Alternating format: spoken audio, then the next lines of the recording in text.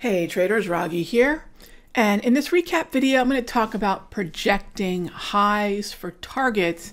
And I think especially for some of the new members, this is going to be a really helpful video because it will actually tackle one of 3 entries that I sent out via alerts today. And for those of you that aren't members, I think this is going to be a really interesting lesson in just an alternative way of finding support and resistance that doesn't have anything to do with an indicator or really even a specific time frame. In fact, a lot of what I'll be doing going into September is more of a deep dive into time horizon and volatility. Now you might say, well, Rog, what's the difference between time frame and time horizon? Well, one is an interval on a chart. 1 minute chart, that's a time frame, right? Time horizon is what do I expect the market to do for the next 15 minutes or 1 hour or next 1 day, right? And we use different types of projections that can give us an idea of what the market's going to do over the course of about 15 minutes. That's about as small a time as we can project, and out to a full day.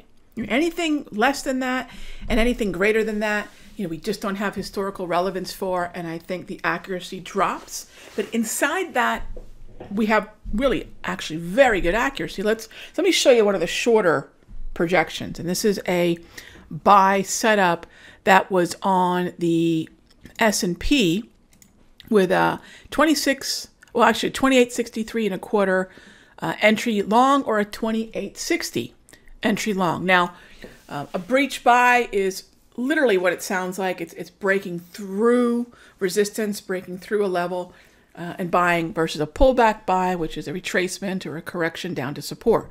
So one is literally breaking through resistance while the other one is testing support. And actually both triggered.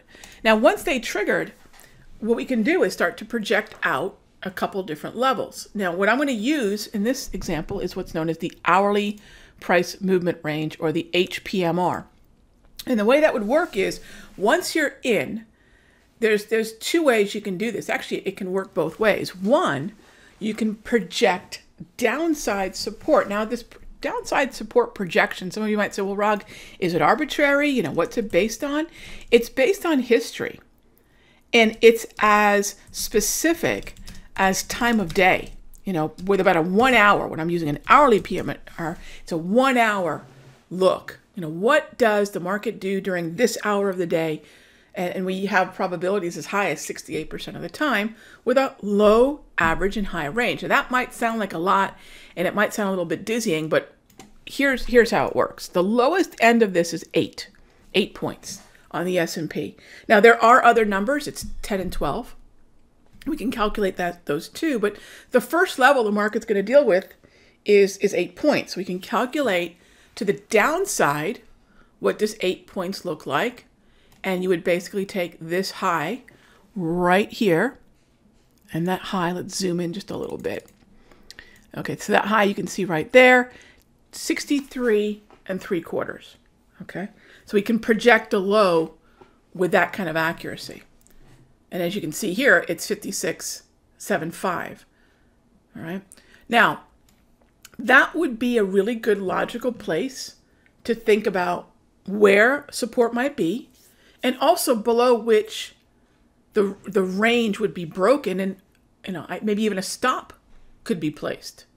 Okay. So if I'm in from, say, the pullback on 60, one of the first places I'm going to think about the closest really that I might think about putting a stop using hourly price movement range might be just below that 8 point sell-off. That 8 point sell-off, by the way, could also be an entry. So that's one way to use this to project downside support, and maybe even considerations for fairly tight stops. The other thing, and the way that we could use this from the standpoint of you got in at 60 and now where's the upside target, is you take the low between 9 and 10 o'clock, because this 8 points is specific for this hour of the day, and this is 9 to 10 Eastern. You grab the low that we did get before 10 o'clock, this is 56.75, and you add 8 points, and that would put you at 64.75. That projected high, which you see that I've got right here, would be one level, an aggressive level, that you could consider taking profits at, which in this case would be anywhere from 4 3/4 points to, based upon the alert that I put out, as tight as, 1.5 points. All right. So that's one of the things we do with these hourly price movement ranges. And I've dialed it down to even a, 1 hour look across a 1 minute chart with an example from today. So hopefully that makes sense with the methodology and what you can do with these numbers. There is so much more you could do with these in the futures markets, in the options world. I mean, I think for options traders out there, these kind of projections are really going to be a massive needle mover. And those kinds of understandings for time and volatility, time horizon and volatility is something we're going to dive a whole lot more deeper into come September. But this is just one way you can use one aspect of this kind of data. I'll see you in the next update.